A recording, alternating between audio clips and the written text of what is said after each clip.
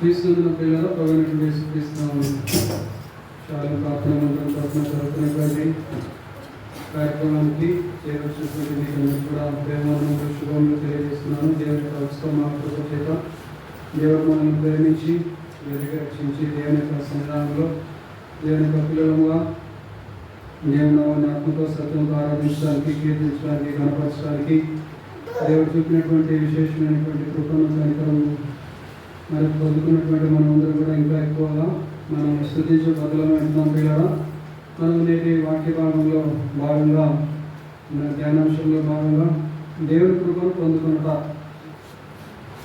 దేవుని కృపను పొందుకుంటా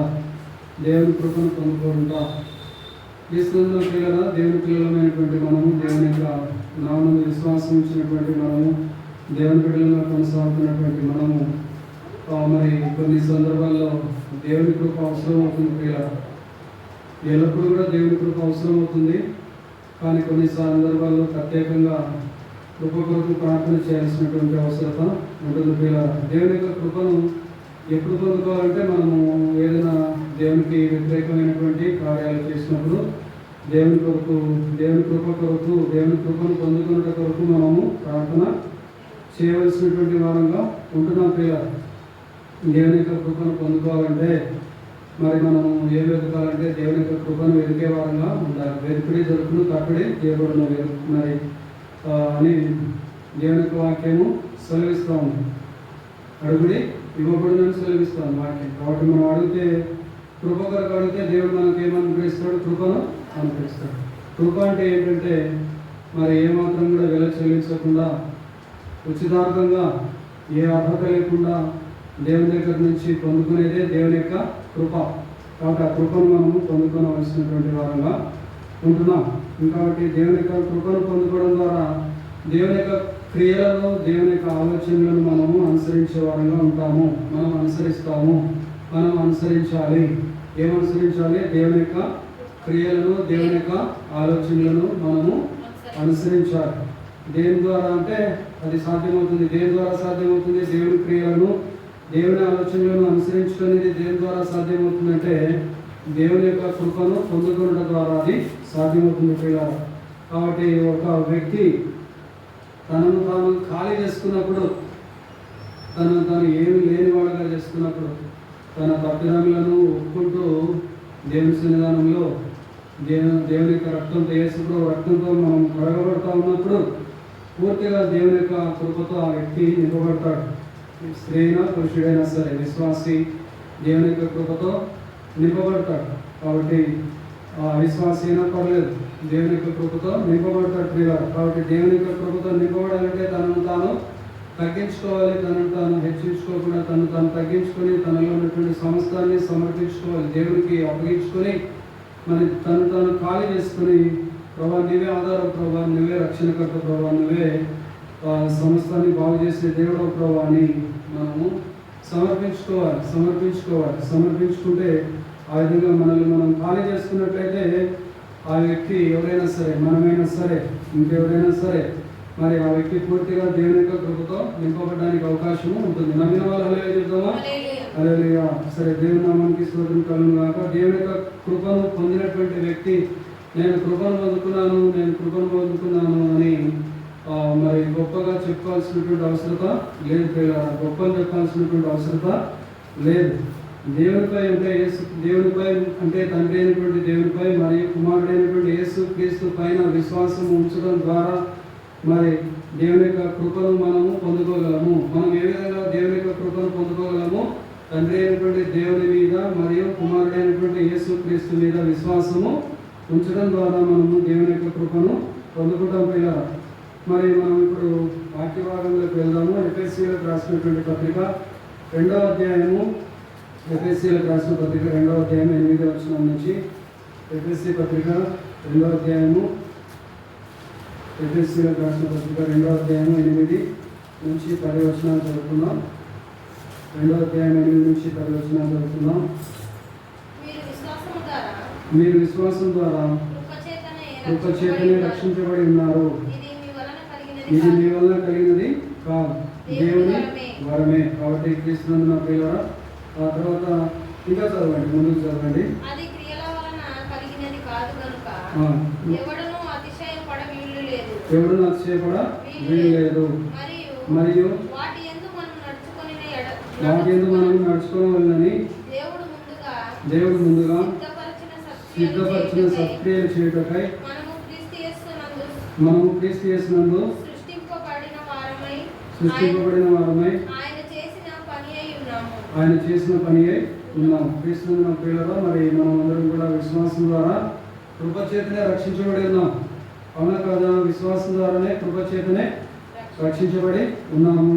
కాబట్టి దేవుని పిల్లలుగా మనము మార్చబడ్డాం, దేవుని సొత్తుగా మార్చబడ్డాం, రాజులేని యాజక సమూహంగా మనము మార్చబడ్డాం, దేవుని సొత్తైన ప్రజలుగా మార్చబడ్డాం, దేవుని బిడ్డలుగా మనము పిలువబడుతున్నాం. ఇదంతా కూడా కేవలము దేవుని యొక్క కృప ద్వారానే సాధ్యము అవుతుంది ప్రియులారా. కాబట్టి ఈ కృపను మనం అందరం కూడా పొందుకోవాల్సినటువంటి వారంగా ఉంటున్నాం. నమ్మనటువంటి వారు కూడా దేవుని యొక్క కృపను పొందుకోవాల్సినటువంటి వారంగా ఉంటున్నారు. ఆ కృప అనేది ఎట్లా వస్తుందంటే విశ్వాసం ద్వారా లభిస్తుంది ప్రియులారా. విశ్వాసం ద్వారా కృప చేతనే రక్షణ అనే అనుభవం అనేది లభిస్తుంది. ఇది మీ వలన కలిగినది కాదు, దేవుని యొక్క వరమే. కాబట్టి కృప అనేది ఎవరి వరము? దేవుని వరం ప్రియులారా. కాబట్టి నమ్మిన వాళ్ళు హల్లెలూయా చెప్దామా? అది క్రియల వలన కలిగినది కాదు. అంటే క్రియల వలన కలిగినది కాదంటే ఏమిటి అర్థము? మనము మరి అవి ఇవి ఇవ్వడం ద్వారా, దేవుని సన్నిధానికి రావడం ద్వారా, సమయానికి రావడం ద్వారా, ఆ కార్యాలు ఈ కార్యాలు చేయడం ద్వారా, పుణ్యకార్యాలు చేయడం ద్వారా, దాన ధర్మాలు చేయడం ద్వారా, ఇంకా రకరకాలైనటువంటి దేవునికి మరి నచ్చుతాయని మనం అనుకుని చేసే కార్యాల ద్వారా, మరి క్రియల ద్వారా కలిగినది కాదు. కానీ మరి అదనంగా ఆ యొక్క కృప అనేది మన క్రియల ద్వారా కలిగినది కాదు. రక్షణ అనేది దేవుని వరం అన్నమాట. కాబట్టి ఆ యొక్క వరాన్ని దేవుని ద్వారా మనం సంపాదించుకుంటున్నాము. దేవుని యొక్క కృపను పొందుకోవడం ద్వారా మనము రక్షణను సంపాదించుకుంటున్నాం పిల్లలు. కాబట్టి మన రక్షణ దేని ద్వారా లభిస్తుంది? దేవుని యొక్క కృప ద్వారా మనకు లభిస్తుంది పిల్లలు. కాబట్టి మరి మనము ఎవరు కూడా అతిశయపడాల్సినటువంటి వీలు లేదు. కాబట్టి దేవుని కృప ద్వారానే మనము రక్షణ పొంది ఉన్నామనే సంగతి మనము ఎరగవలసినటువంటి వారంగా ఉంటున్నాం. మరియు మనము వాటి ఎందు నడుచుకోవాలని దేవుడు ముందుగా సిద్ధపరిచిన సత్క్రియలు చేయుటకై, దేవుడు ముందుగా సిద్ధపరిచినటువంటి సత్క్రియలు ముందుగా మన కోసం సిద్ధపరచాడు. ఏ సత్క్రియలు అయితే చేయాల్సినటువంటి వారంగా ఉంటున్నామో ఆ సత్క్రియలన్నింటినీ కూడా చేయడానికి మనము క్రీస్తు యేసునందు సృష్టించబడినటువంటి వారమై ఆయన చేసినటువంటి పని అయి ఉన్నాము. మనము సత్క్రియలు చేయడానికి ఆయన చేసిన పని అయి ఉన్నాం. మనం ఎందుకు పుట్టామంటే దేనికోసం పుట్టాము? మన ఇష్ట ప్రకారంగా జీవించడానికి, మన సొంత నిర్ణయాలు చేసుకోవడానికి, మన సొంత ప్రకారంగా జీవించడానికి, ఎవరైనా ఏమన్నా అన్నా కూడా మరి భారము భరించడానికి మనము ఈ లోకంలో జన్మించాం పిల్లలు. కాబట్టి క్రీస్తు శ్రమలలో పాలువారమై ఉన్నంతగా మనం సంతోషించడానికి ఈ లోకంలో మనము సత్క్రియలు చేయడానికి మనము ఈ లోకంలో జన్మించాం పిల్లలు. కాబట్టి మనము మరి ఆ యొక్క వాటి ఎందు మనం నడుచుకున్నదని దేవుడు ముందుగా సిద్ధపరిచిన సత్క్రియలు చేయటకై మనము క్రీస్తు యేసునందు సృష్టించబడిన వారమై ఆయన చేసిన పని అయి ఉన్నాము. మనం ఎవరి పని అయి ఉన్నాము? దేవుడు చేసినటువంటి పని అయి ఉన్నాము. ఆయన ద్వారా సృష్టించబడి, ఆయన కొరకు సృష్టించబడి, మరి ఆయన కొరకు అనే మాటలు దానికి మళ్ళా కొంతమంది పెడార్థాలు, వ్యతిరేకమైనటువంటి అర్థాలు, లేనిపోయిన అర్థాలు, చెడు అర్థాలు తీసేవారు అనేక మంది ఉన్నారు పిల్లలు.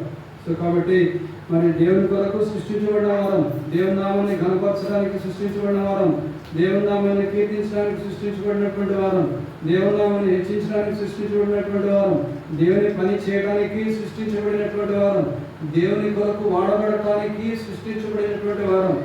అపార్థాలు చేసుకోవడానికి మనం సృష్టించబడలేదు ప్రియుల. కొంతమంది నన్ను వాడుకో ప్రభా అని ఒక పాట ఉంది. నన్ను వాడుకో ప్రభా దానికి పాటకు ఎంత వ్యతిరేకమైనటువంటి మరి చెడు అర్థాలు తీస్తున్నారంటే అంత చెడు అర్థాలు చేసి మాట్లాడుతున్నారు యూట్యూబ్లలో తీసుకున్న పిల్లలు. కాబట్టి మరి దేవుని చేత వాడబడ్డం అంటే అది అర్థం కావడం లేదు జనాలు.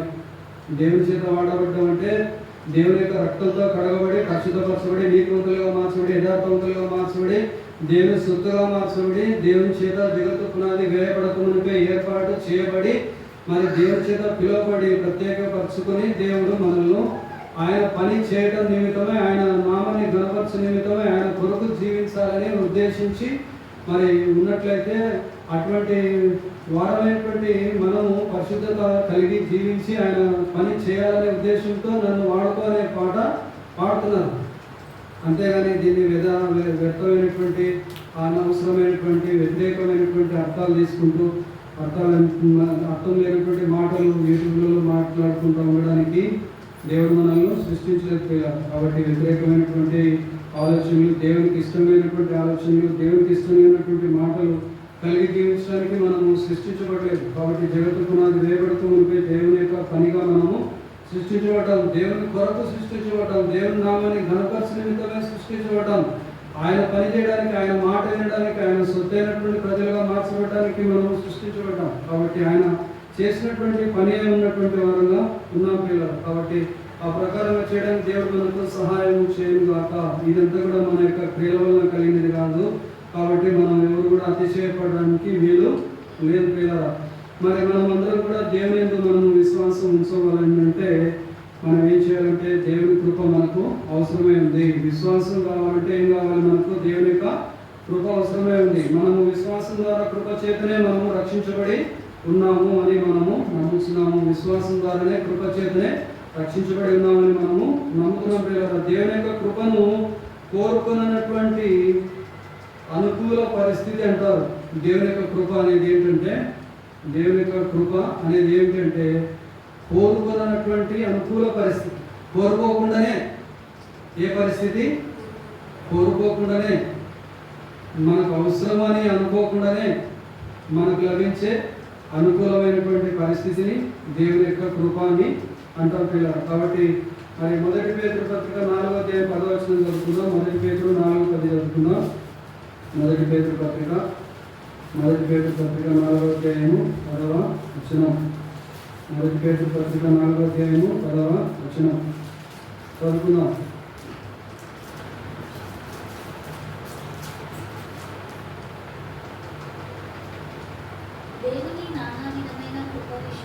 దేవుని నానా విధమైన కృప విషయమై మంచి గృహ నిర్వాహకులై ఉండి ఒక్కొక్కడు కృపావరం పొందిన కొలది ఒకరినొకడు ఉపచారము చేయడి. కాబట్టి ఈ విధంగా మంచి గృహ నిర్వాహకులుగా ఉండి దేవుని యొక్క నానా విధమైనటువంటి కృప విషయమై, ఈ కృప అనేది ఎన్ని విధాలుగా ఉంది? నానా విధాలుగా ఉంది. అనేక విధాలైనటువంటి కృపను దేవుడు మన పట్ల కనపరిచి ఉన్నాడు. కాబట్టి దేవుని యొక్క నానా విధమైనటువంటి కృప విషయమై మనం ఎలా ఉండాలంటే మంచి గృహ నిర్వాహకులుగా ఉండాలి. దేవుని యొక్క గృహాన్ని నిర్వహించే వారుగా మనము ఉండాలి. మంచి గృహ నిర్వాహకుడైనటువంటి వాడుగా మనము ఉండి మరి అనేకుల యొక్క సహకారాన్ని మనము పొందుకోవాల్సినటువంటి వారంగా ఉంటున్నాం. మరి సహకరించినటువంటి వ్యక్తుల యొక్క సహకారాన్ని కూడా పొందుకోవాల్సినటువంటి వ్యక్తులుగా ఉంటున్నాం. దేవుని పిల్లలుగా మరి సహకరించిన వ్యక్తుల ద్వారానే దేవుని యొక్క పనిని జరిగించడానికి కావలసినంత ఆత్మ అభిషేకాన్ని మనము పొందుకోవాల్సినటువంటి వారంగా ఉంటున్నాం. ఒక మాటలో చెప్పాలంటే మన శత్రువులతోనే పనంతా కూడా జరిగించుకునే సామర్థ్యాన్ని మనము ఎవరి ద్వారా పొందుకోగలుగుతామో దేవుని యొక్క కృప ద్వారా, దేవుని యొక్క అభిషేకాన్ని పొందుకోవడం ద్వారా మనము పొందుకుంటాము. మనము ఆ విధమైనటువంటి ఆ యొక్క పనిని జరిగించుకుంటాం. దేవుని యొక్క పనిని జరిగించుకుంటాం. ఎవరి ద్వారా జరిగించుకుంటాము? వ్యతిరేకులైనటువంటి వ్యక్తుల ద్వారానే దేవుని యొక్క పని జరిగించుకోగలుగుతాము. ఎవరు జరిగించుకోగలుగుతారు ఆ విధంగా అంటే మంచి గృహ నిర్వాహకులైనటువంటి వ్యక్తులు ఆ విధంగా దేవుని యొక్క పనిని జరిగించుకుంటారు పిల్లలు. కాబట్టి ఎవరి ద్వారా జరిగించుకుంటారు? అవిధేయులైనటువంటి వారి ద్వారా జరిగించుకుంటారు. అవిధేయులైనటువంటి వారు కూడా ఉంటారు సంఘంలో. కొమ్ము పడిచే వాళ్ళు కూడా ఉంటారు సంఘంలో. వాటి కొమ్ము పడిచే వాళ్ళుగా, అవిధేయులుగా, చీకట్లో కొద్ది రోజులు చీకట్లో ఉండి, కొద్ది రోజులు వెలుగు బిడ్డలుగా ఉండి, కొద్ది రోజులు పాపంలో ఉండి, కొద్ది రోజులు పవిత్రులుగా ఉండి, కొద్ది రోజులు పవిత్రంగా నటిస్తూ, కొద్ది రోజులు చీకట్లో ఉండి ఆ విధంగా ఉండడానికి దేవుడు మనల్ని పిలవలేదు. కాబట్టి మనము మంచి గృహ నిర్వాహకులుగా ఉండడానికి దేవుడు మనల్ని పిలిచాడు. కాబట్టి ఒక్కొక్కడు కూడా కృపావరం పొందిన కొలది ఒకరికొకడు ఉపచారం చేయడు. కృపావరాన్ని పొందిన కొలది కూడా మనం ఏం చేయాలంటే ఒకరినొకడు ఉపచారం చేయడు. ఉపచారం చేయడం అంటే ఏంటి? ఉపచారం చేయడం అంటే పరిచర్య చేయడం. ఒకరికొకరు సహాయం చేసుకోవాలి.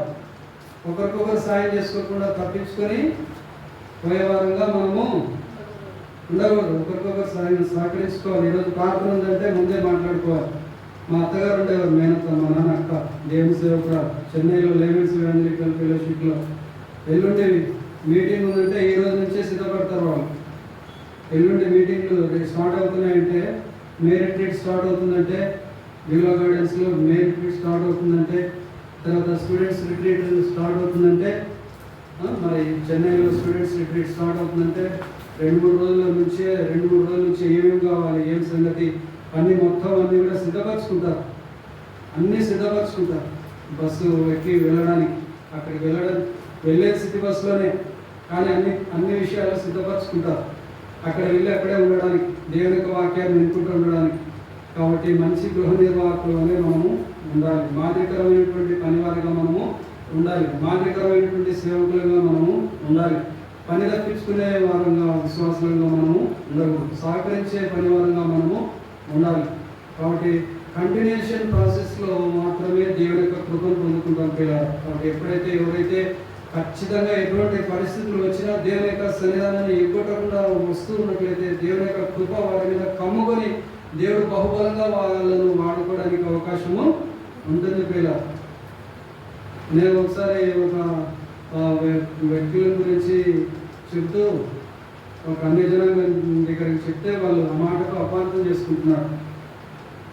ఏమి చెప్పానంటే దేవునికి అప్పగించానని చెప్పేసి అన్నాను. పలానా వ్యక్తులను ఎవరికి అప్పగించాను?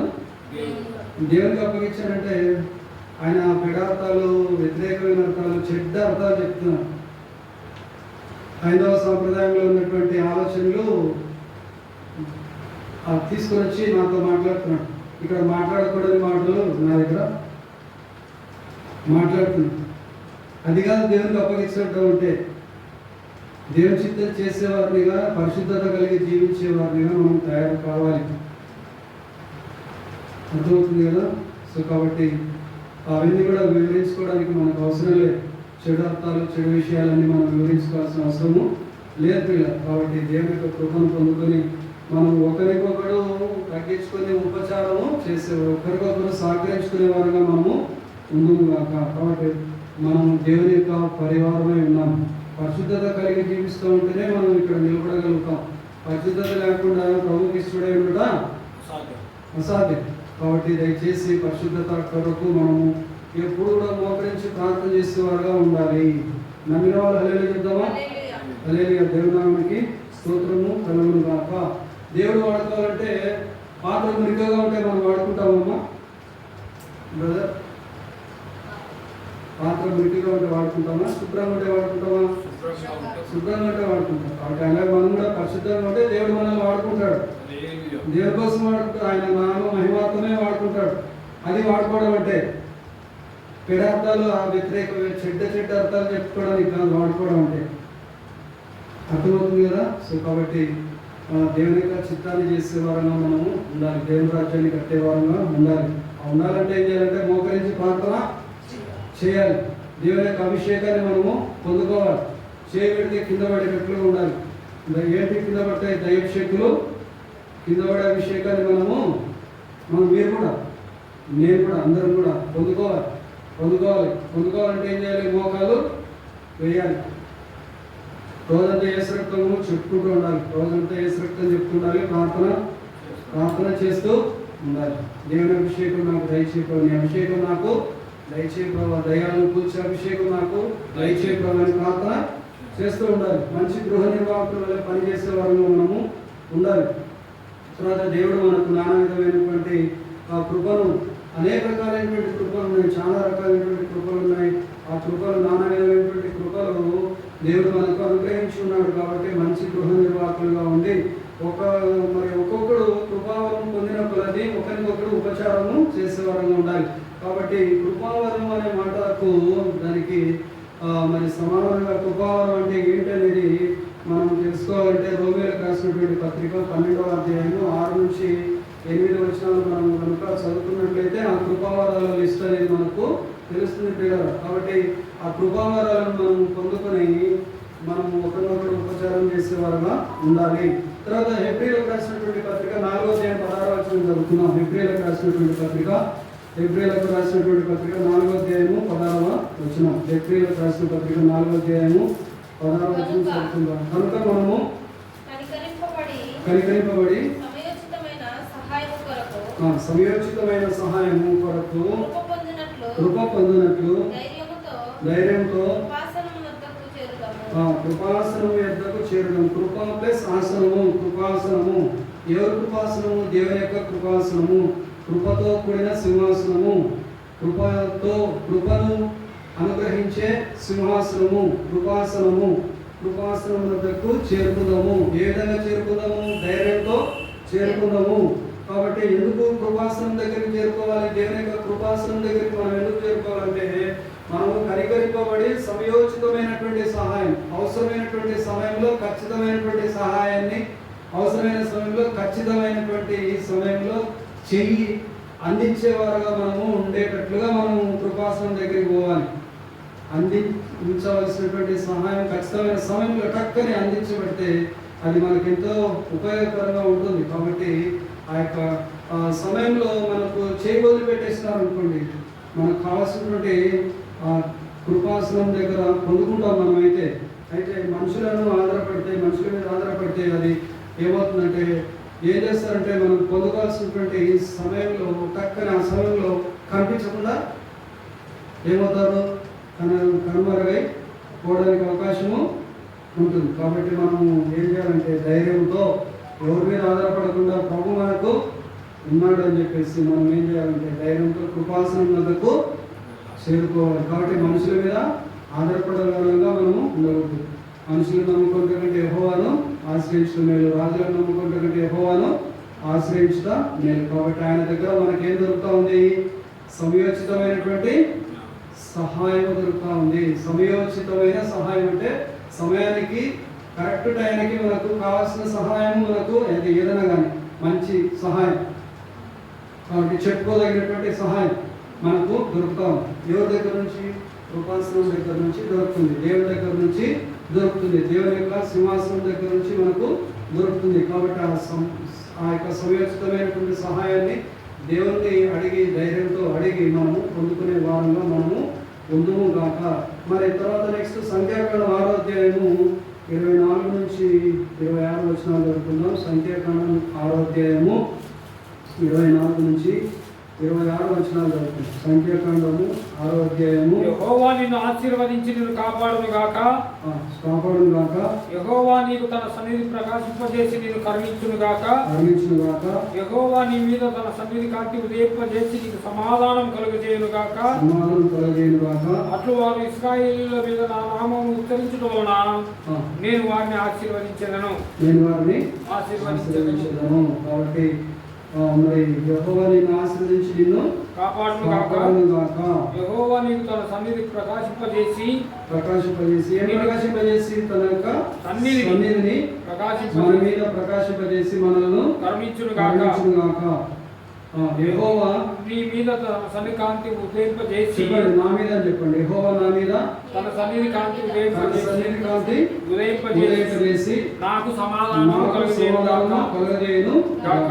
అట్లు వారు ఇశ్రాయేలీయుల మీద నా నామమును ఉచ్చరించడం వలన నేను వారిని ఆశీర్వదించగలను. కాబట్టి మనం అందరం కూడా ప్రజల మీద ఏమో ఉచ్చరించాలి? దేవుని యొక్క నామాన్ని ఉచ్చరించే వరకు ఉండాలి, చెప్పే వరకు ఉండాలి, పలికే వరకు ఉండాలి. ఏ నామాన్ని పలికే వరకు ఉండాలి? దేవుడైనటువంటి యెహోవా నామాన్ని, ప్రభు అయినటువంటి యేసుక్రీస్తు వారి యొక్క నామాన్ని మనము పలికే వరంగా ఉండాలి. మన మాటలు ఎప్పుడు కూడా శుభవచనాలుగా మనము ఉండాలి. కాబట్టి ఆ ప్రకారంగా మరి మనకు సమాధానం అనేది కలుగుతుంది. యెహోవా తన యొక్క సన్నిధి కాంతి మన మీద ప్రకాశింపజేసి మనకు సమాధానాన్ని కలుగజేయును గాక. నమ్మిన వాళ్ళు హల్లెలూయా చెప్దామా? దేవుని నామానికి స్తోత్రం కలుగును గాక. 103వ కీర్తన చూడండి ఒకసారి 8వ వచనం చదువుకుందాం. 103వ కీర్తన 8వ వచనం చదువుకుందాం. 103:8.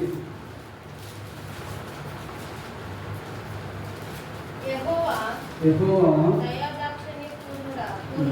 దయాదాక్షిణ్య పూర్ణుడు, దీర్ఘశాంతుడు, కృపా సమృద్ధి కలవాడు. కాబట్టి మన దేవుడు ఎలాంటి దేవుడు అంటే దయాదాక్షిణ్యాలు కలిగినటువంటి దేవుడు. దయాదాక్షిణ్య పూర్ణుడు, తర్వాత దీర్ఘశాంతుడు, తర్వాత కృపా సమృద్ధి కలవాడు. కాబట్టి కృప ఏ విధంగా ఉంది? ఆయన దగ్గర సమృద్ధిగా ఉంది. కాబట్టి మనం ఏం చేయాలి? కృప కొరకు మనము ఉండాలి. కృప కొరకు మనం అడిగే వాళ్ళంగా ఉండాలి.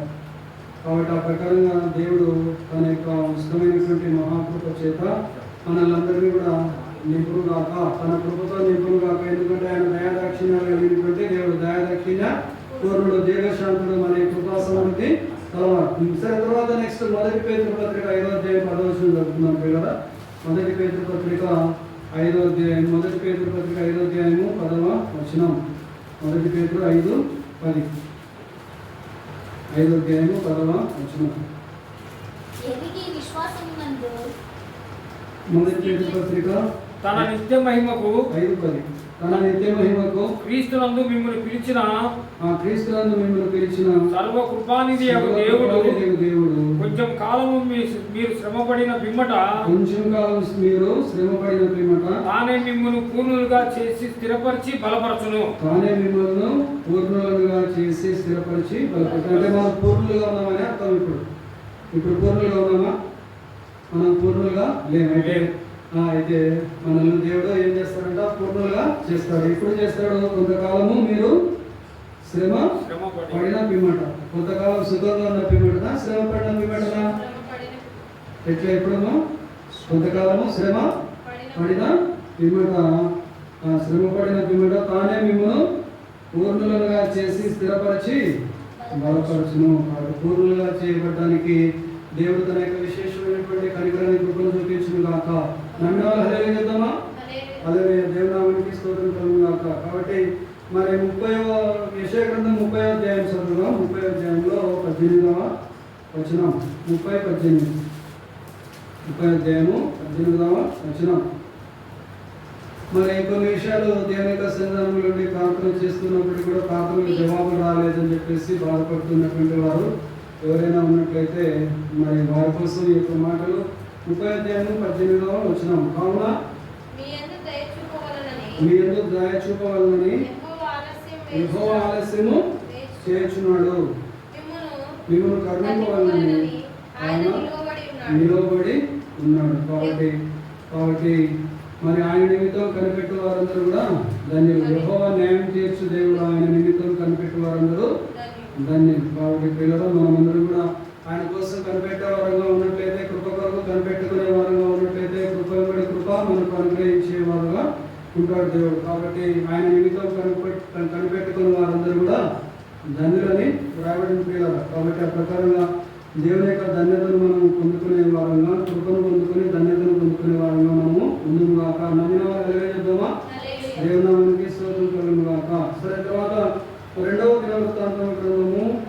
మరి ఆయన కృపను మనం పొందుకోవాలంటే మనం చేయాల్సినటువంటి పని ఏంటి అంటే 2వ దినవృత్తాంతం గ్రంథము 30వ అధ్యాయము 2వ దినవృత్తాంతం గ్రంథము 30వ అధ్యాయము 9వ వచనం. 30వ అధ్యాయము 9వ వచనం. 2వ దినవృత్తాంతంలో 30వ అధ్యాయము 9వ వచనం. మీరు యెహోవా వైపు తిరిగిన ఎడల మీ సహోదరుల ఎడలను మీ పిల్లల ఎడలను చెర తీసుకుని పోయిన వారికి కనికరము పుట్టును. వారు ఈ దేశమునకు తిరిగి వచ్చెదరు. మీ దేవుడైన యెహోవా కరుణా కటాక్షములు గలవాడు కనుక మీరు ఆయన వైపు తిరిగిన ఎడల ఆయన మీ యందు ప్రసన్నుడగును. కాబట్టి మనం ఎవరి వైపు తిరిగే వాళ్ళంగా ఉండాలి? దేవుని వైపు తిరిగే వాళ్ళంగా ఉండాలి. మనం దేవుని వైపు తిరిగినట్లయితే మీ సహోదరుల ఎడలను మీ పిల్లల ఎడలను చెరతూసుకొని పోయిన వారికి కనికరము పుట్టును. వారు ఈ దేశములకు తిరిగి వచ్చేదరు. మీ దేవుడైన యెహోవా ఇలాంటి దేవుడు, మన దేవుడైన యెహోవా ఇలాంటి దేవుడు, కరుణా కటాక్షములు కలిగినటువంటి దేవుడు కనుక మీరు ఆయన వైపు తిరిగిన ఎడల ఆయన మీ యందు ప్రసన్నుడగును. దయ చూపించేవాడుగా ఉంటాడు, ప్రసన్నత చూపించేవాడుగా ఉంటాడు, కరుణ కటాక్షములు చూపించేవాడుగా ఉంటాడు. చెరపట్టబడినటువంటి పిల్లలను, చెరపట్టబడినటువంటి వారిని, మనవారిని, సొంత వారిని తీసుకుని వచ్చే దేవుడుగా ఉంటాడు, కనికరం పుట్టించే దేవుడుగా ఉంటాడు. కాబట్టి మన దేశానికి వాళ్ళు మరలా తిరిగి వస్తారని దేవుడు మనతో మాట్లాడుతున్న పిల్లలు. కాబట్టి ఆ విధంగా మనము దేవుని వైపుకు తిరిగి ఆయన కృప కొరకు కనిపెట్టుకుని ఆయన కృపాసనం ఎదుట మనము సాగిలపడము గాక. మరి తర్వాత నెక్స్ట్ 130 కీర్తన 130 అధ్యాయము 1-2 వచనాలు చదువుతున్నాం పిల్లలు. 130 కీర్తన. అగాధ స్థలములలో నుండి నేను నీకు మొరపెట్టుచున్నాను. ప్రభువా నా ప్రార్థన ఆలకింపుము. నీ చెవియొగ్గి నా ఆర్తధ్వనిని వినుము. చాలు. కాబట్టి ఈ విధంగా యెహోవా అగాధ స్థలములలో నుండి నేను నీకు మొరపెట్టుచున్నాను. ప్రభువా నా ప్రార్థన ఆలకింపుమని భక్తుడు సెలవిస్తున్నాడు, ప్రార్థిస్తున్నాడు పిల్లలు. ఆ తర్వాత నీ చెవియొగ్గి నా ఆర్తధ్వని వినుము. నీ చెవియొగ్గి నా ఆర్తధ్వని వినమంటున్నాడు. కాబట్టి ఆ విధంగా మనం ప్రార్థన చేసేవారుగా ఉండాలి. దావీదులాగా మనం ప్రార్థన చేసేవారుగా మనము ఉండాలి. ఇది యాత్రా కీర్తన అని రాయబడింది ఉంది పిల్లలు. కాబట్టి అగాధ స్థలములలో నుండి ఉన్నప్పటికీ కూడా దేవుడు మనకు సహాయాన్ని అందించేవాడుగా ఉంటాడు. ఎవరు కూడా విడిపించలేనటువంటి పరిస్థితులలో ఉన్నటువంటి వారిని అందరినీ కూడా విడిపించే దేవుడుగా ఉంటాడు. చిక్కుముట్లలో ఉన్నటువంటి వారందరినీ కూడా విడిపించే దేవుడుగా ఉంటాడు. కష్టాల నుంచి, కన్నీటి నుంచి గట్టెక్కించే పరిస్థితులలో ఉన్నటువంటి దేవుడుగా మన దేవుడు ఆత్మహత్యగా మన మధ్యన సంచారము చేస్తున్నాడు. నమ్మిన వాళ్ళు చెప్తామా? మనల్ని విడిపించే దేవుడు, మనల్ని బలపరిచే దేవుడు, కాపాడే దేవుడు, నడిపించే దేవుడు, ఆదుకునే దేవుడు. అగాధ స్థలాల నుంచి మొరపెట్టినప్పుడు మన ప్రార్థనను ఆలకించి మనకు జయాన్ని అనుగ్రహించే దేవుడై ఉన్నాడు. నమ్మిన వాళ్ళు చెప్తామా? అలాగే ఆ తర్వాత నెక్స్ట్ యోహాను సువార్త దేవుడు ఏమై ఉన్నాడంటే, మరి యోహాను సువార్త 1వ అధ్యాయం చూడండి. 1వ అధ్యాయం 14వ వచనం చదువుతున్నాం. 1:14 వచనం. ఆ వాక్యం ఏ వాక్యము? ఆది యందు ఉన్నటువంటి ఆ వాక్యం ఆది యందు ఉన్నటువంటి వాక్యం, దేవునితో కూడా ఉన్నటువంటి వాక్యమై ఉన్నటువంటి దేవుడు. కాబట్టి వాక్యము దేవుడై ఉండేను. ఆయన ఆది యందు దేవుని యొద్ద ఉండేను. ఎవరు ఆది యందు దేవుని యొద్ద ఉన్నాడు? తండ్రి అయినటువంటి దేవుని యొద్ద ఎవరున్నారు? ఆది యందు ఎవరున్నారు? తండ్రితో పాటు ఎవరున్నారు? యేసుక్రీస్తు ప్రభు ఉన్నాడు. తండ్రి యొద్ద ఉన్నాడు, ఆయన యొద్ద ఉన్నాడు, తండ్రి అయిన దేవుని యొద్ద ఉన్నాడు. సమస్తము ఆయన మూలంగా కలిగి ఉన్నది ఏది ఆయన లేకుండా కలగలేదు. ఆయనలో జీవం ఉండేను, ఆ జీవము మనుషులకు వెలుగై ఉండేను. ఆ వెలుగు చీకటిలో ప్రకాశిస్తున్నది కానీ చీకటి దానిని. అందుకే యేసు ప్రభు అంటే ఎవరికి కూడా ఇష్టం లేకుండా తయారవుతున్నారు, అయిష్టంగా తయారవుతున్నారు. ప్రార్థనకు రమ్మంటే రాకుండా తయారవుతున్నారు. ఎందుకంటే వాళ్ళు చీకటిని ప్రేమిస్తూ ఉన్నారు, చీకటిలో ఉండడానికి ఇష్టపడుతున్నారు. చీకటి అంటే ఏంటి? పాపముతో కూడినటువంటి ఆలోచనలు, పాపంతో కూడినటువంటి ప్రవర్తనలు, పాపంతో కూడినటువంటి చూపులు, చేష్టలు, రకరకాలైనటువంటి మరి వ్యర్థత్వాన్ని పొందుకోవాలని ఆశ కలిగినటువంటి వాళ్ళ ఉంటున్నారు పిల్లలు. మరి ఆ వాక్యమైనటువంటి దేవుడు ఏం చేసినాడంటే మనందరూ కూడా నశించి నరకానికి వెళ్ళడానికి సిద్ధమైనటువంటి స్థితిలో మనం ఉండగా, మనల్ని ఎవరు కూడా విడిపించలేనటువంటి స్థితిలో ఉండగా, ఆ వాక్యమైనటువంటి మన ప్రియ ప్రభు అయినటువంటి యేసుక్రీస్తు వారు శరీరాన్ని ధరించాడు. శరీరాన్ని ధరించాడు. 1వ అధ్యాయం 14 వచ్చిన యోహాను సువార్త 1:14. ఆ వాక్యము శరీరధారి అయి కృపా సత్య సంపూర్ణుడుగా మన మధ్య నివసించెను. తండ్రి వలన కలిగిన అద్వితీయ కుమారుని మహిమ వలె మనము ఆయన మహిమను కనుగొంటిమి. దేవుని యొక్క మహిమను కనుగొన్నాం. ఆ మహిమ అనేది తండ్రి దగ్గర నుంచి వచ్చింది. ఎవరి ద్వారా వచ్చింది? తండ్రి ద్వారా వచ్చింది. ఆ తర్వాత ఎవరికి వచ్చింది? అద్వితీయ కుమారునికి వచ్చింది. అద్వితీయ కుమారుడు అంటే ఏంటి? అర్థం ఏంటి? అద్వితీయ. ఆ ద్వితీయ అంటే ఏంటి? ద్వితీయ అంటే రెండో వాడని. అద్వితీయ అంటే ఇంకెవరు లేరు, ఆయన ఒక్కడే అయినటువంటి కుమారుడు. ఒక్కడే అయినటువంటి కుమారుడు. ఎవరు కుమారుడు? తండ్రి అయినటువంటి దేవుని యొక్క కుమారుడు. ఎవరు? అద్వితీయ కుమారుడు, తండ్రి యొక్క కుమారుడు. తండ్రి యందు ఉన్నటువంటి కుమారుడు, తండ్రితో కూడా ఉన్నటువంటి కుమారుడు. సృష్టింపబడేటప్పుడు, సృష్టి కలగక ముందు తండ్రితో కూడా ఉన్నటువంటి కుమారుడు.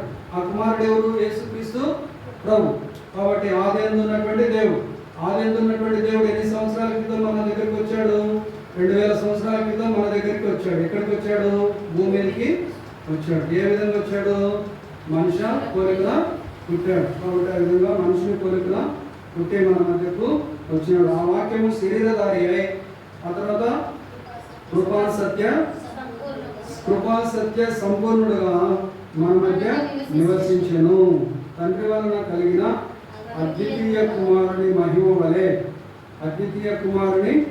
వలె మనము ఆయన మహిమను ఎవరి మహిమను కనుగొంటే మనము ప్రభైనటువంటి దేవుని యొక్క మహిమను కనుగొంటివి. ఆయన మహిమ కలిగి ఉన్నటువంటి దేవుడు కాబట్టి, మహిమలో ఉన్నటువంటి దేవుడు కాబట్టి, ఎవరు సమీపింపరాని తేజస్సులో ఉన్నటువంటి దేవుడు కాబట్టి ఆయన మహిమను మనం కూడా కనుగొన్నాము.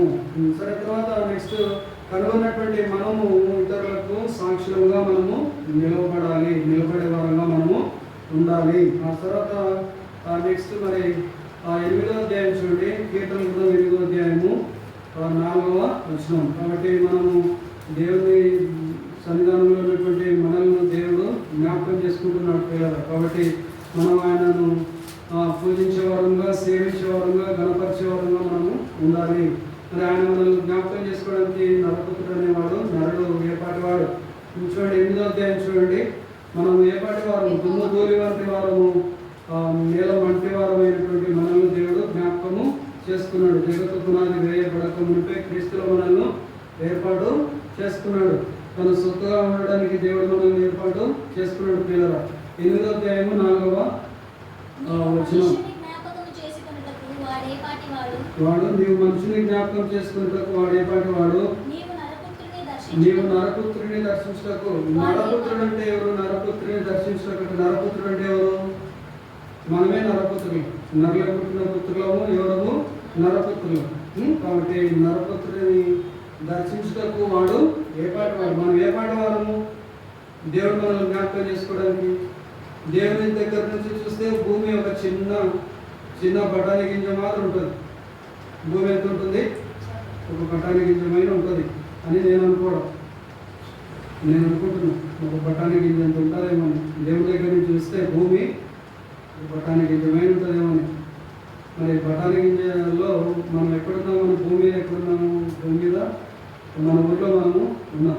అంటే ఇక మనం ఏ పాటి వారమో చూసుకుంటాం. ఒకసారి దేవుడి దగ్గర నుంచి మనం చూస్తే దేవుడు మనం జ్ఞాపకం చేసుకోవడానికి మనం ఏ పాటి వారమో మనం ఒకసారి ఆలోచన చేయవలసినటువంటి వారంగా ఉంటున్నాము. సరే, తర్వాత కాబట్టి ఆ విధంగా నరపుత్రులైనటువంటి మనల్ని జ్ఞాపకం చేసుకోవడానికి మనం ఏ పాటి వారం. ఆయన అంతటి ప్రేమను మన పట్ల కనపరుస్తుంది. దేవుడు లోకం ఎంతో ప్రేమించింది కాగా ఆయన తన అద్వితీయ కుమారుడిగా పుట్టిన వారి విశ్వాసం నుంచి ప్రతి వాడును నశింపక నిత్య జీవం పొందినట్లు ఆయన కుమారుడైనటువంటి యేసుక్రీస్తు వారిని మనకు దేవుడు, తండ్రి అయినటువంటి దేవుడు మన కోసము ఈ లోకానికి 2000 సంవత్సరాల క్రితం మరణించడానికి, పాపం నుంచి విడుదల మనకు కలిగించడానికి ఈ లోకానికి పంపించాడు పిల్లల. తర్వాత నెక్స్ట్ మరి 3వ అధ్యాయం ఇర్మియా గ్రంథం 3వ అధ్యాయం చూడండి ఒకసారి. ఇర్మియా గ్రంథం 3వ అధ్యాయము. కాబట్టి మరి మనము ఏం చేయాలి? దేవుని పిల్లలమైనటువంటి మనం ఏం చేయాలి? దేవుని నమ్మనటువంటి బిడ్డలు ఏం చేయాలి? దేవుని యొక్క సన్నిధానానికి వచ్చే వారంగా ఉండాలి. ఇర్మియాతో దేవుడు ఏమని మాట్లాడుతున్నాడు? ఇర్మియా ప్రవక్తతో దేవుడు ఏమని మాట్లాడుతుందో ఒకసారి గమనించండి. 3వ అధ్యాయము ఇర్మియా గ్రంథం 3వ అధ్యాయము 12వ వచనం. 3వ అధ్యాయము 12వ వచనం. నీవు వెళ్ళి ఏం చెప్తున్నాడు? దేవుడు ఏం చెప్తున్నాడు? నీవు వెళ్ళి ఉత్తర దిక్కున ఈ మాటలు ప్రకటింపుము.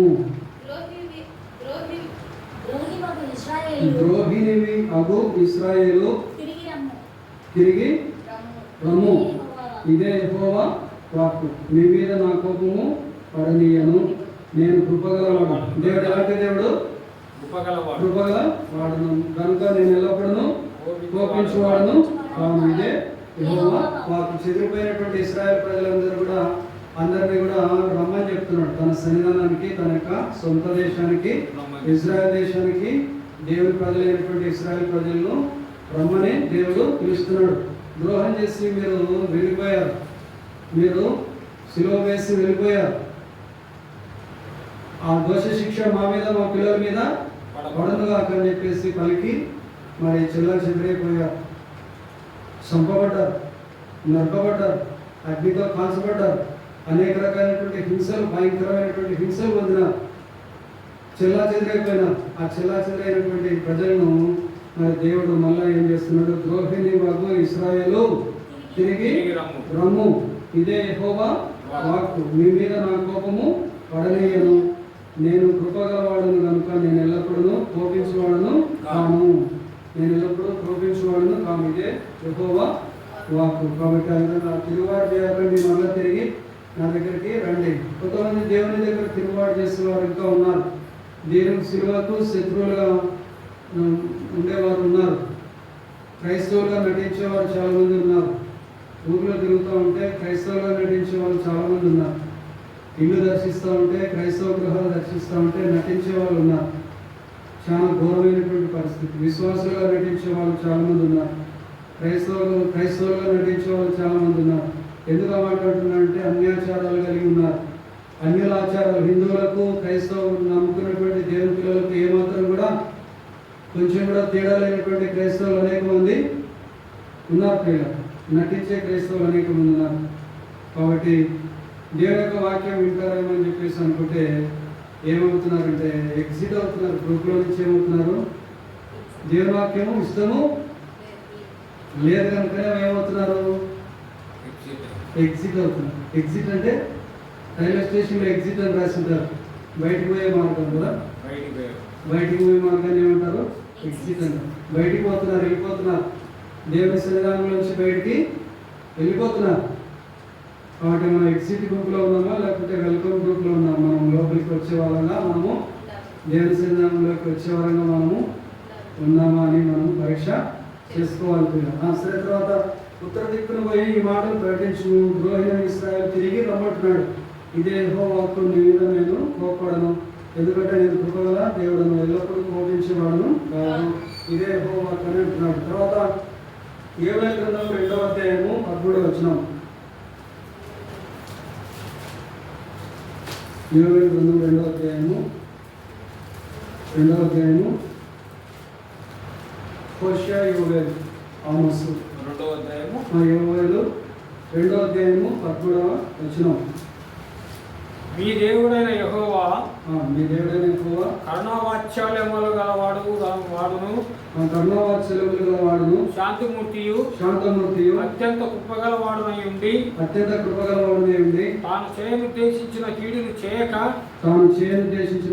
చేయక పశ్చాత్తాపపడును గనుక మీ వస్త్రములను కాక మీ హృదయములను చింపుకొని ఆయన తట్టు తిరుగుడి.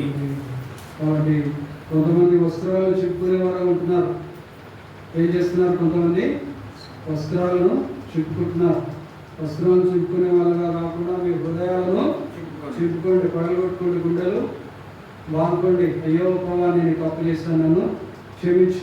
దావీదు 51వ కీర్తనలో కేవలం నీకే విరోధంగా నేను పాపము చేసి ఉన్నా. దావీదులాగా ప్రార్థన చేస్తే ఎంత బాగుంటుంది. మనము ప్రభా, నీకే విరోధంగా నేను పాపం చేస్తున్నాను ప్రభా, నన్ను క్షమించి నీ రక్తంలో నన్ను కడుగు ప్రభా అని మనము ప్రార్థన చేస్తే దేవునికి ఎంత సమీపస్తులుగా మనం మార్చబడతాము.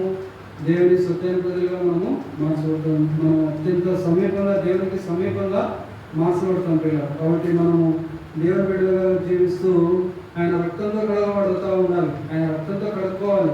కాబట్టి అందుకే పనులన్నీ అయిపోయిన తర్వాత 10 గంటల కన్నా కనీసం కూర్చొని 12:30 దాకా భర్త పనికి వెళ్ళిపోయిన తర్వాత ఇంట్లో కూర్చొని స్త్రీలు కూర్చొని ప్రార్థన చేయాలి. ఎవరి కోసం ప్రార్థన చేయాలి? ఇంటి యజమాని కోసం ప్రార్థన చేయాలి. ఎవరో ఇంటి యజమాని ఎవరు? భర్త కోసం ప్రార్థన చేసే స్త్రీలు లేపబడాలి. రోదన ధ్వని చేసే స్త్రీలు లేపబడాలి. మీ యొక్క కుమార్తెలకు రోదన విద్య చేయ నేర్పించుడి. కాబట్టి మన కుమార్తెలకు ఏం నేర్పించాలి? చాలా నేర్పిస్తున్నారు. వ్యతిరేకతలు నేర్పిస్తున్నారు, అవి నేర్పిస్తున్నారు, డ్యాన్సులు నేర్పిస్తున్నారు, స్టేజ్ మీద స్టేజ్ షోలు నేర్పిస్తున్నారు, రకరకాలైనటువంటి విద్యలు నేర్పిస్తున్నారు. కానీ ఏం నేర్పించమని దేవుడు చెప్తున్నాడు? రోదన విద్య, ఏడ్చడం నేర్పించండి అని దేవుడు చెప్తున్నాడు. ఎవరికి నేర్పించాలంట? మీ కుమార్తెలకు. ఎవరికంట? మీ కుమార్తెలకు రోదన విద్య చేయ నేర్పించండి అని దేవుడు చెప్తున్నాడు. కాబట్టి ఆయన వైపు తిరిగే వారంగా మనం ఉండాలి. కాబట్టి హృదయం అన్నింటికంటే మోసకరమైనది, అది ఘోరమైనటువంటి వ్యాధి గలది. ఇర్మియా గ్రంథం 17వ అధ్యాయం చెప్పుదాం ఒకసారి. ఇర్మియా గ్రంథము 17వ అధ్యాయము 9-10 వచనాలు. 17వ అధ్యాయము 9-10 వచనాలు.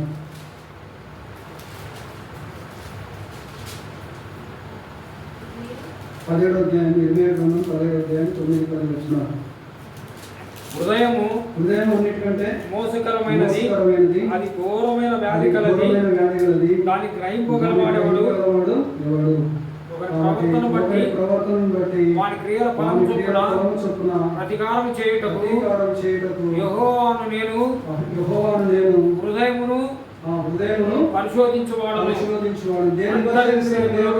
దేవుడు దేన్ని పరిశీలిస్తాడమ్మా? హృదయమును పరిశీలించు. ఏ బట్టలు వేసుకున్నారు, ఏ రంగు బట్టలు వేసుకున్నారు, ఎట్లా రంగు కలిగి ఉన్నారు, తెల్లగా ఉన్నారు, నల్లగా ఉన్నారా, లేకపోతే ఇంకేమన్నా ఆస్తులు ఉన్నాయా, అంతస్తులు ఉన్నాయా, ఇల్లు ఉన్నాయా, మేడలు మిద్దులు ఉన్నాయా, కార్లు ఉన్నాయా, ఇంకా హెలికాప్టర్, ఒక ఆయన హెలికాప్టరే కొన్నాడంట, ఒక ఆయన విమానమే కొన్నాడంట.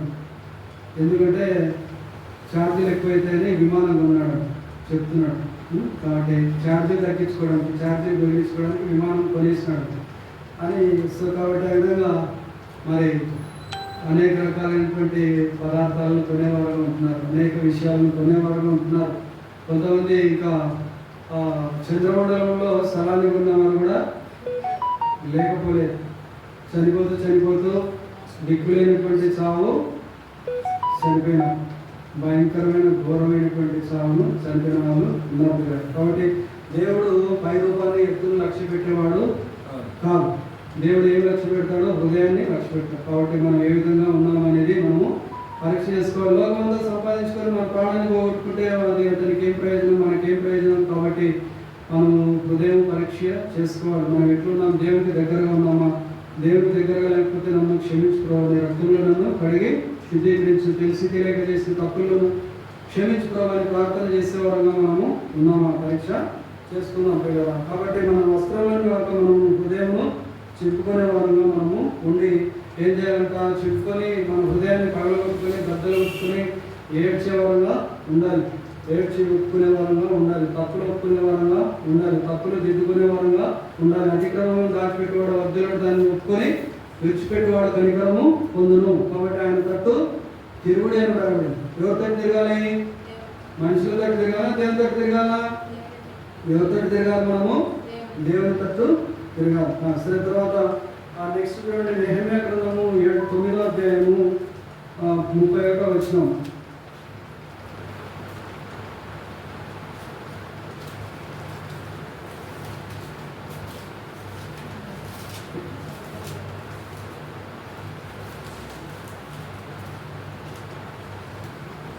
చదువుతారా? నెహెమ్యా గ్రంథము 9వ అధ్యాయము.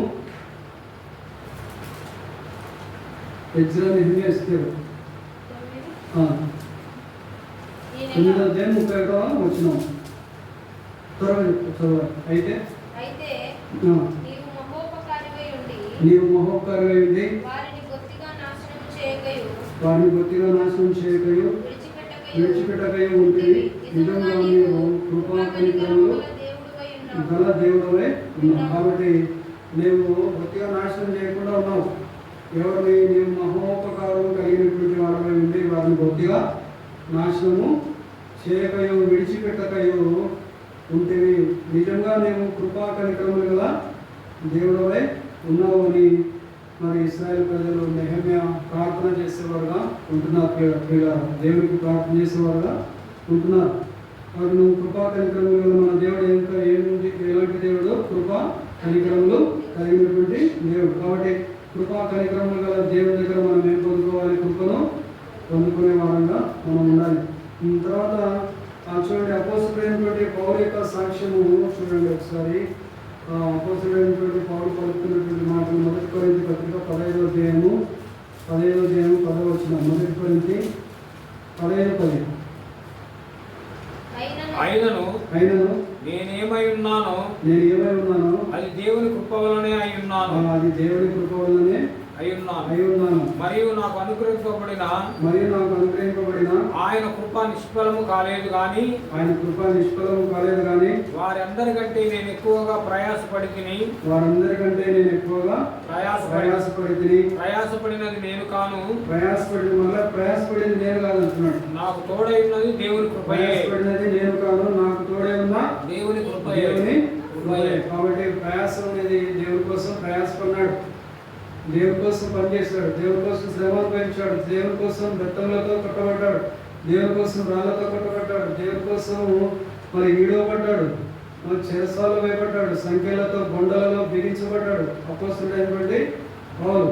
కాబట్టి సముద్రములలో శ్రమల వలన, అలల వలన, తాకిడి వలన, తర్వాత దొంగల వలన, మరి దారి దోపిడీల వలన మరి బాధను అనుభవించినటువంటి వాడు అపోస్తలుడైనటువంటి పౌలు. అనేక రకాలైనటువంటి హింసలు అనుభవించినటువంటి వాడు, క్రీస్తు కొరకు బాధలు అనుభవించినటువంటి వ్యక్తి అపోస్తలుడైనటువంటి పౌలు. అయినను నేను ఏమైనానో అది దేవుని యొక్క కృప వల్లనే అయినాను, మరియు నాకు అనుగ్రహింపబడిన ఆయన నిష్ఫలము కాలేదు. కానీ వారందరికంటే నేను ఎక్కువగా ప్రయాసపడుతుంది, వారందరికంటే నేను ఎక్కువగా ప్రయాసపడినాను.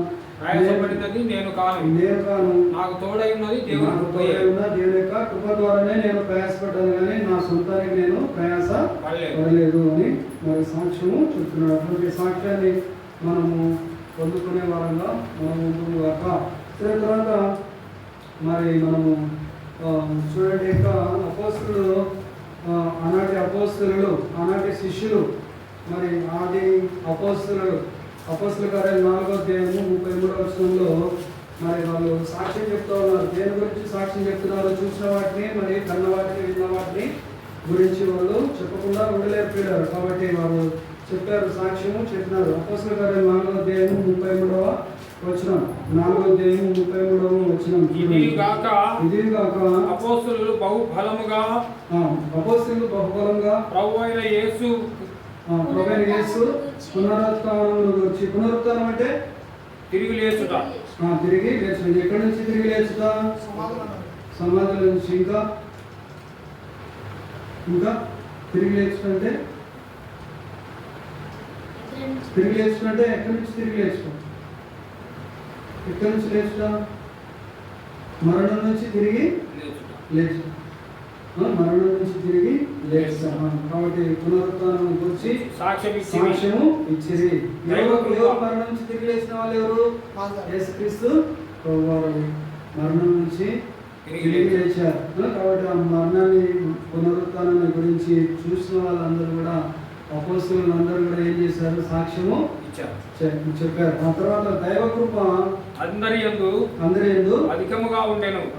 ఏమున్నది వాళ్ళందరి మీద? ఏమున్నది?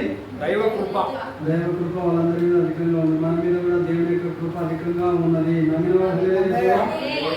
వారికి స్తోత్రము కలుగుగాక. కాబట్టి కృప కూడా మనము కృపను పొందుగాక. సరే, తర్వాత ఆ విధంగా దైవ కృప అందరి మీద అధికంగా ఉండెను. తర్వాత 22వ అధ్యాయం ప్రకటన గ్రంథం చూడండి ఒకసారి. ప్రకటన గ్రంథం 22వ అధ్యాయము, చిత్తశివరి అధ్యాయం 22వ అధ్యాయము 21వ వచనం. ప్రకటన గ్రంథము 22వ అధ్యాయము 21వ వచనం. బైబిల్లో చివరి వచనం. ప్రభువైన యేసు కృప పరిశుద్ధులకు తోడై ఉండునుగాక. కాబట్టి యేసు కృప, ప్రభువైనటువంటి యేసు వారి యొక్క కృప, యేసుక్రీస్తు యొక్క కృప పరిశుద్ధులకు తోడై ఉండును గాక. తోడై ఉండును గాక.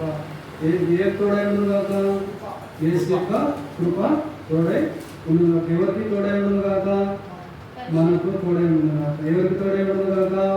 పరిశుద్ధులకు తోడై ఉండును గాక. ప్రభు కొరకు కనిపెట్టుకునే మనందరికీ కూడా తోడై ఉండును గాక. ఆయన రాకడ కొరకు ఎదురు చూసే వారందరికీ కూడా యేసు కృప తోడై ఉండును గాక.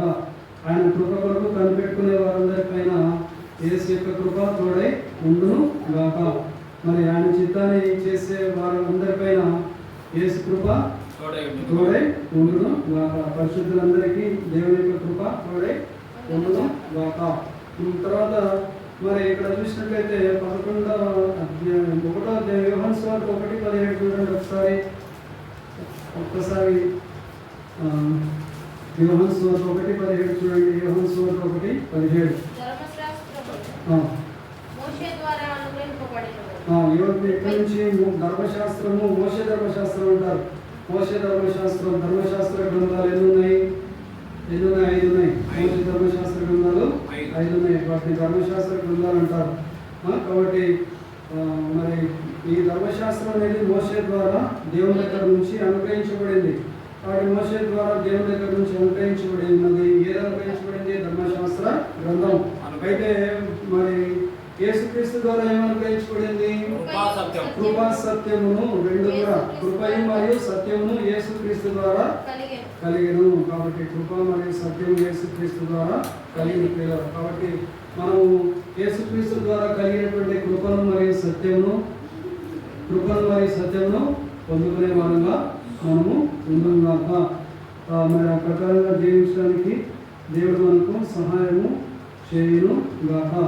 కాబట్టి దేవుని ద్వారా విశ్వాసం ఉంచి, దేవుని నామం విశ్వాసం ఉంచినటువంటి ప్రజలందరూ కూడా మరి దేవుని నామం విశ్వాసం ఉంచడం మాత్రమే కాకుండా ఆయనకు విధేయత చూపించడం ద్వారా మరి వాళ్ళు పొందినటువంటి దేవుని యొక్క కృపను మరియు వారు పొందినటువంటి అపోస్తలత్వం అనే ఆ యొక్క ఆధిపత్యం, ఇంకా అపోస్తలత్వాన్ని దేవుని యొక్క కృప ద్వారా వాళ్ళు పొందుకున్నారు పిల్లలు.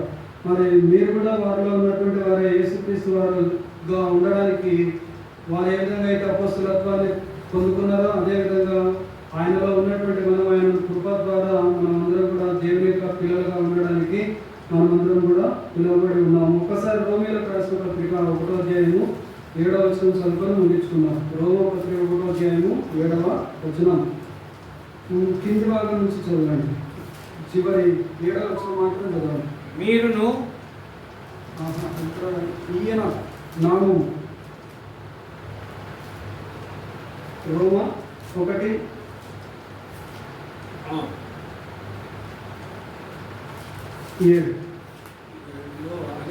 రోమీయులకు 1:7 ఈయన నామము నిమిత్తము సమస్త జనులు. రోమీయులకు రాసిన పత్రిక 1వ అధ్యాయం 7వ వచనం. ఈయన నామం నిమిత్తము సమస్త జనులు విశ్వాసంలోకి విధేయులగునట్లు ఈయన ద్వారా మేము కృపను అపోస్తలత్వమును పొందితిమి. ఎవరి ద్వారా పొందారు? వారు కృపను అపోస్తలత్వాన్ని ఎవరి ద్వారా పొందారు? యేసుక్రీస్తు ద్వారా కృపను అపోస్తలత్వాన్ని పొందారు. తర్వాత మీరును మీ విశ్వాసము వారిలో ఉన్నవారై యేసుక్రీస్తు వారుగా ఉండుటకు పిలువబడి ఉన్నారు. కాబట్టి మనం ఎవరి వారుగా ఉండడానికి పిలువబడ్డాము? యేసుక్రీస్తు వారిగా ఉండడానికి మనము పిలువబడ్డాం పిల్లలు. కాబట్టి యేసుక్రీస్తు వారంగా మనము పొందుగాక. యేసుక్రీస్తు వారి యొక్క కృపను పొందుకుందుగాక. కృప వెంబడి కృపను మనము పొందుకుందుగాక. ఆయన కృపను ఆశ్రయించి మనము ఈ లోకంలో దేవుని కొరకు సాక్షి బిడ్డలుగా మనము నిలబడి ముందుకు సాగుదాం గాక. మనుషుల వైపు చూడక దేవుని వైపు చూస్తూ మనము ఆయన కృపను మనము పొందుకొని నడుచుకుందాము గాక. దేవుడు తన మాటలు దీవించి ఆశీర్వదించును గాక. నమ్మిన వారు హల్లెలూయా చెప్దామా?